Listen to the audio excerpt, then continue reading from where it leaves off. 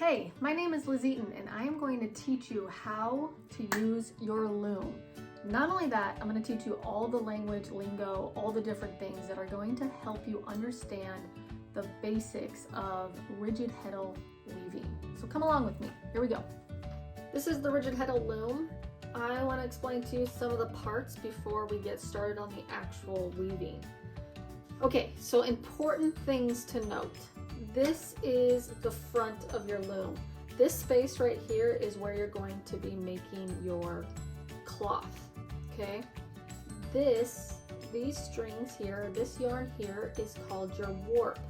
Those are the long strings that you're going to be using to weave between, which this is called weaving this way, or your weft. So you have your warp and you have your weft. This is important because you need to know what one I'm talking about and which one you're doing, right? So when you start your project, you're going to warp it up to the dimensions that you are wanting to make your project for. So if you're making just a piece of cloth, or you're making a scarf, or you're going to make a bag, table runner, mug rug, you need to know how much material or cloth you're going to be making. Now, it is important what kind of material you'll use for your warp. You want to use something that's going to be strong and sturdy and not break when you pull on it and make it tight, because this has to be tight to be able to weave with, okay? So you want it to be nice and tight when you're weaving. Now, what you weave with actually doesn't matter. It matters in the fact that you want to use something that is going to be good for your project. So if it's going to be durable, or if it's just something that's going to be setting out and looking pretty or hanging on the wall, it does matter. So typical weaving yarns are cotton, wool, alpaca, any of these type of yarns are really great. You can use things like nylon or acrylic yarns as well. They are really sturdy and durable. I prefer to go with cotton and wool mostly when I'm weaving, and honestly, if I'm going for something to look pretty or be aesthetically pleasing, it doesn't matter what kind of fiber you're using, it just matters the colors. So if you're just doing a wall hanging, for instance, you can use any fiber you want and it won't have any particular reason to matter there in that case. So that's good. Okay, other things to note. This is your front beam bar right here. This is your back beam bar back here. The paper that is around this, or the cardstock that's around this, is holding your warp without the yarn going into each other. Okay, it's keeping it right on top of each other with that layer between it, so that the tension is really evenly spread. You see how nice and even this is, and the tension is really all the same? That is really important with this paper back here. So that's a really good thing right there. Okay, this is called the heddle or the reed. Now, the reed serves the purpose of being able to change from the shed, which the shed, and I'm going to tilt this up so you can see, is this triangle right here. Okay, so you have three different positions on a rigid heddle loom. You have the neutral position, and what that means is all of these pieces of string, this warp, is all even. Okay, as soon as you put it in the top position here, you have a triangle here, a shed, that your shuttle and the yarn will go through, and then you have a bottom position here, and that gives you the opposite triangle here.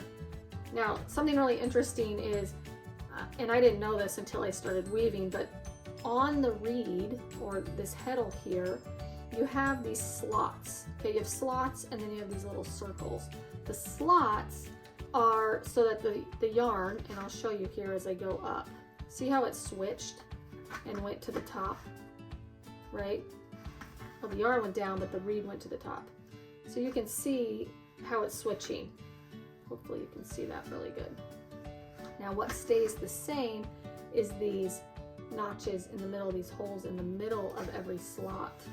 And that makes it so that in one position here, the yarn goes through. I'll just show you here. The yarn goes through, and when you put it down and then you switch positions down to the bottom, the yarn can go through with the opposite there to give it that back and forth of weaving. Okay, that gives you your weft.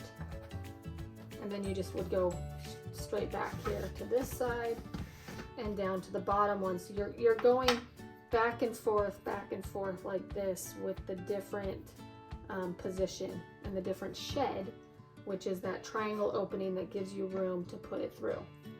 Now, if you were tapestry weaving, imagine if this pen was my needle and I was going back and forth like this, very monotonously, tediously, to get it through that same thing as we just simply did with with changing this shed, which is the reason I love the rigid heddle, is because it's so easy to change the shed on that.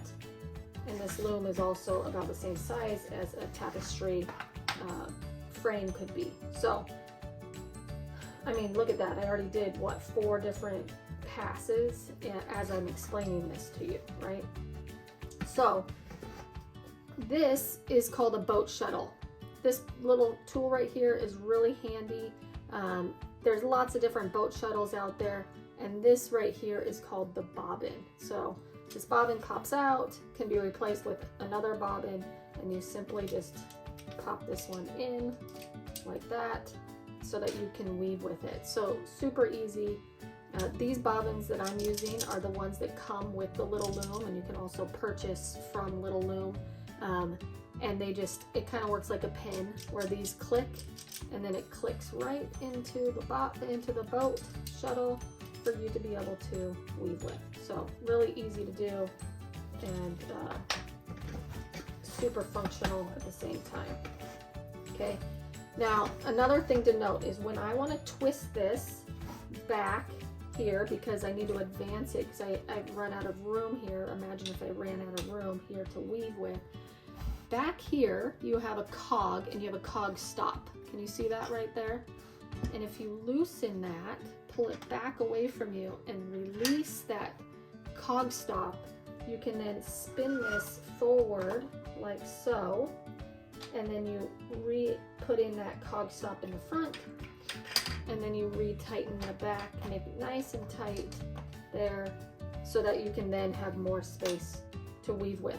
And as you weave, your cloth will then roll under and be on this front beam, and it will come slowly off the back beam as you weave, and you'll slowly take material or warp off of your back beam there. So that is the basics of weaving.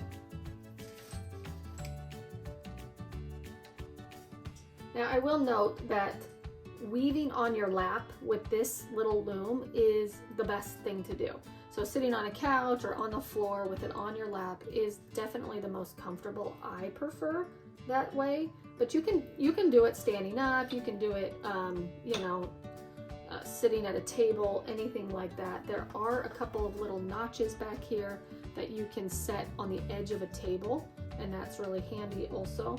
The other thing to note is these pins right here can actually unscrew these bolts, and you can take off this back beam and this front beam to replace with another project if so desired as you're going. So super easy to do as well, and there will be more videos about that soon to come. So that's basically it on all of the different ways that kind of the lingo of creating with your rigid heddle loom, your little loom here. Now I want to tell you one more thing just to keep this in mind, and my next video is actually going to be about the basics of weaving, so check that one out as well. But just a little note, when you're weaving, this edge right here, you want to go against the back reed, pull it through, and instead of pulling it really tight like that, or instead of, you know, pushing it down here and trying to get it nice and tight, you want to leave this at an angle, about 45-degree angle. Keep this right here not pulled so tight, but a little bit loose before you pull it down and beat it against the bottom there. And then again, you do the same thing here. And I always kind of tug at this side, leave it at about 45-degree angles or so, and then you put it down before changing the shed to the up position. And again, you just go back and forth there. All right, so there's the basics for you. Happy weaving, and we'll see you in the next video.